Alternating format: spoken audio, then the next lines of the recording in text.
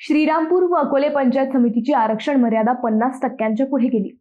या दोन पंचायत समित्यातील घोळामुळे नगर जिल्हा परिषद निवडणुकीला व्यत्यय येईल हे आम्ही सर्वप्रथम सांगितले होते। झालेही तसेच। राज्य निवडणूक आयोगाने बुधवारी राज्यातील 12 जिल्हा परिषदा व 125 पंचायत समित्यांच्या निवडणुकीचा कार्यक्रम जाहीर केला। तेथे 5 फेब्रुवारीला मतदान होईल। उर्वरित 20 जिल्हा परिषद निवडणुका या अनिश्चित काळासाठी पुढे ढकलण्यात आल्या। अर्थात आरक्षणाची अंतिम सुनावणी झाल्यावर तो कार्यक्रम जाहीर होईल।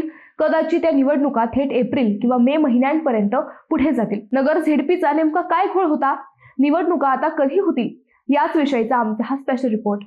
नमस्कार, मी अद्वैता आणि आपण पाहत आहात अहिल्यानगर लाईव्ह 24, नगरी राजकारणाचं परफेक्ट अनालिसिस। नगरपालिका व महानगरपालिका निवडणुकांनंतर जिल्हा परिषदा व पंचायत समितीच्या निवडणुकांची चर्चा सुरू होती।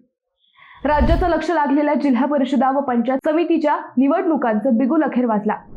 बुधवारी निवडणूक आयोगाकडून याबाबत घोषणा केली।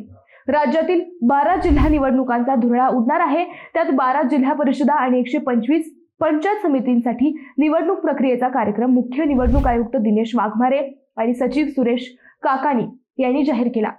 येत्या 5 फेब्रुवारीला यासाठी मतदान होणार आहे। 7 फेब्रुवारीला तेथे निकाल लागणार आहे। मात्र महाराष्ट्रातील प्रलंबित स्थानिक स्वराज्य संस्थांच्या निवडणुकांचा फैसला 23 फेब्रुवारीपर्यंत लांबणीवर पडला आहे। लांबणीवर पडलेल्या जिल्हा परिषदेत अहिल्यानगर जिल्हा परिषदेचा समावेश आहे। आता हा कार्यक्रम कसा आहे पहा। रायगड, रत्नागिरी, सिंधुदुर्ग, सोलापूर, कोल्हापूर, लातूर, पुणे, सातारा, सांगली, छत्रपती संभाजीनगर, परभणी, धाराशिव, कोल्हापूर या जिल्हा परिषदांच्या निवडणुका होत आहेत।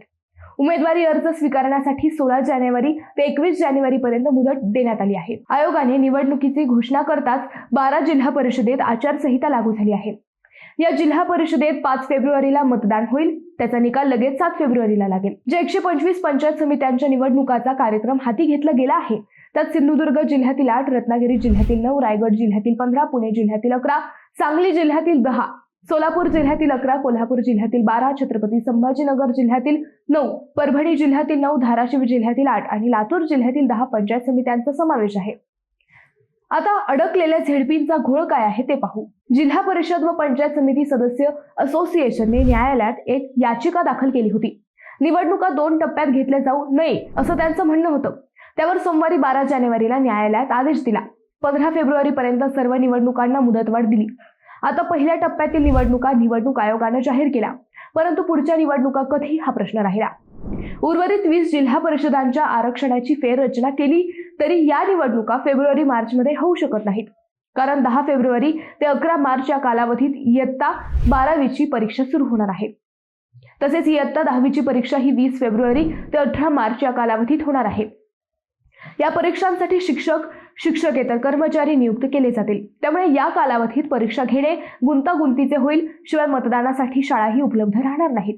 त्यामुळे प्रशासकीय दृष्ट्या या निवडणुका थेट एप्रिल-मे या कालावधीत होतील असे सांगितले जात आहे।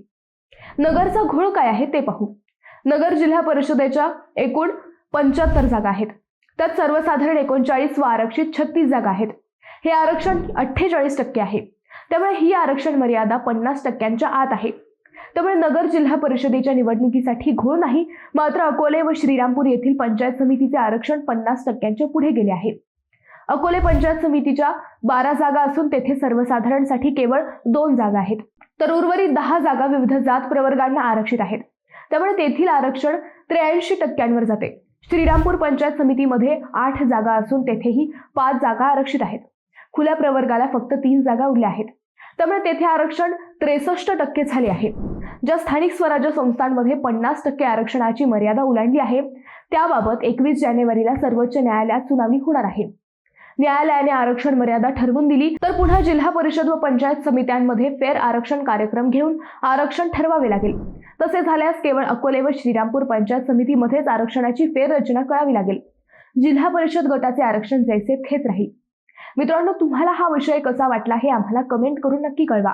शिवाय व्हिडिओ आवडला असेल तर चॅनलला सबस्क्राईब करून व्हिडिओला लाईक करायला विसरू नका।